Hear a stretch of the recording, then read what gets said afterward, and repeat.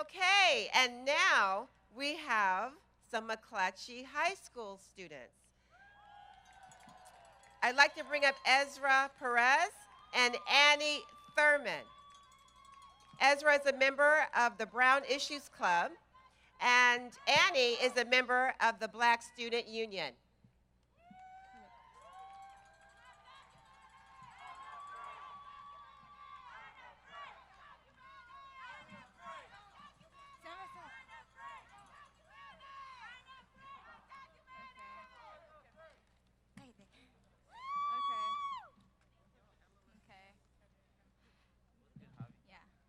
Okay.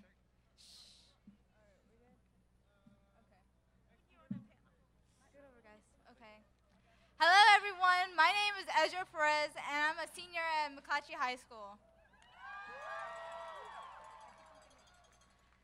I woke up at 6 a.m. today just to march in this commute, and I loved it. It was meaningful to me, to my family, and to my friends. When I look around, I see hope, pride, and love. I hope for the future that is so bright that our students can afford to go to college. Hope that our children won't have to endure discrimination and be divided. But still, immigrants have to fight the Border Patrol just to see their families to achieve greater things in life. As a Chicana, I hope within my people, we make up 17% of the United States population. But we are the second discriminated ethnic group in the United States. My family has been citizens of the United States for 4 generations. And due to this discrimination, and as a way to protect our family, my grandmother did not teach my mom Spanish, which has isolated me from my own community. Many would say that I am not a real Chicana, but I am proud of who I am. My family has gone through the struggles of lack of education. I see family struggles to send their own children to school. I see them struggling to put clothes on their children's backs, and I see them struggling to protect them from society. As a woman, in today's world, we must have thick skin and have pride when we speak.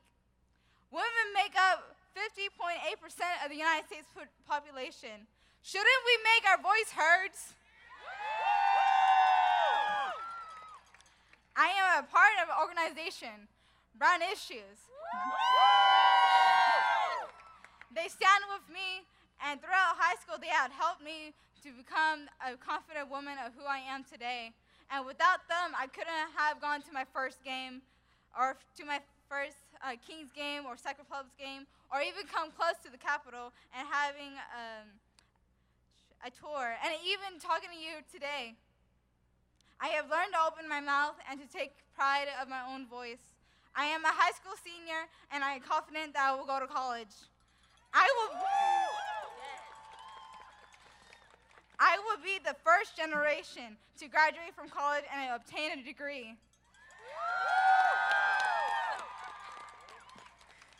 Hard work and passion drives me to become the best I can be. I take pride in the struggles, and I am thankful for the obstacles that I have experienced in my life. And now I have the opportunity to guide others, to guide women to believe that they have an opportunity to be the best and have a way to say that we are important. We as women need to live in harmony and not to be afraid of who we are. I am a Chicana. I am a woman of color, and I am here today to speak my mind, and that we do not need to be scared anymore and to share our voice.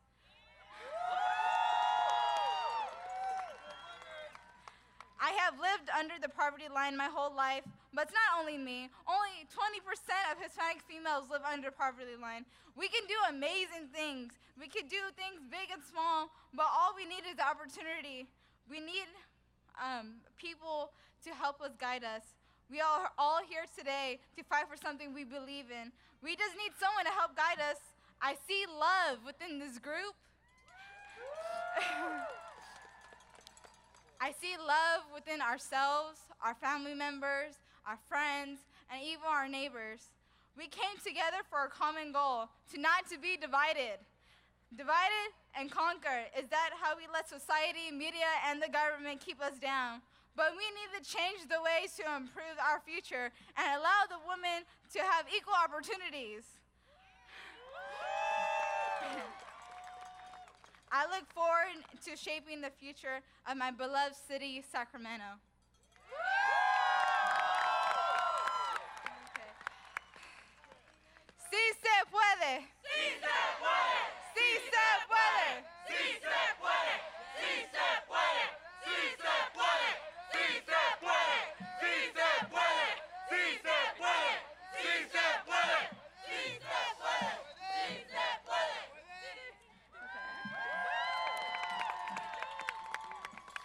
Good evening, everyone. My name is Annie Thurman. I'm also a senior at McClatchy High School. I'm a proud member of the Brown Issues organization, as well as the reestablished Black Student Union on our campus. And that's who I am now, but I want to tell you guys a bit about how I got here. When I was younger, I never took into account my race or racism at all.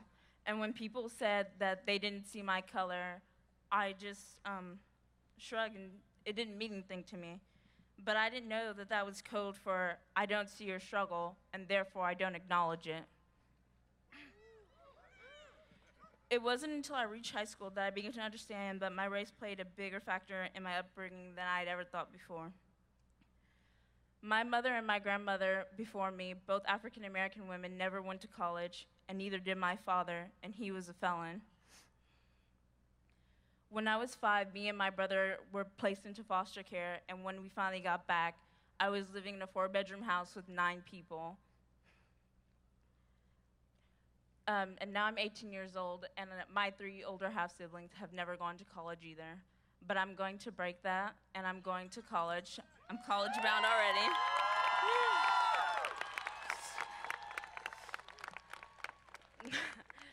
And it wasn't without effort.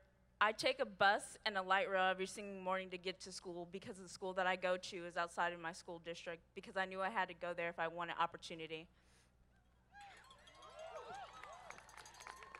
And I've gotten it because I'm the president of a club. I'm also a part of this amazing organization that's given me many opportunities, especially standing before you here now. I'm also an AP student. Shameless. But joining this organization made me realize that I wasn't the only person like me. I wasn't the only student who was going through a tough time and wanted more than struggle out of their life. And so I want my message to students like us to be to never give up on your aspirations, because you're not alone in your fight. And a lot of us face inequality in health, education, employment, and pay. The chances of this get higher if you're a woman, and get even higher if you're a minority. And I know that this year a lot of us harbor fear, anger, and disappointment. The elderly who've been fighting for rights all their lives feel undermined, and the young people who feel like the new president that doesn't reflect our nation feel a bit betrayed. And women everywhere feel like the rights they've been fighting for so hard are in danger, and they are. And my message to you all is that we have to fight for what we believe in and never give up, and we have to stand divided.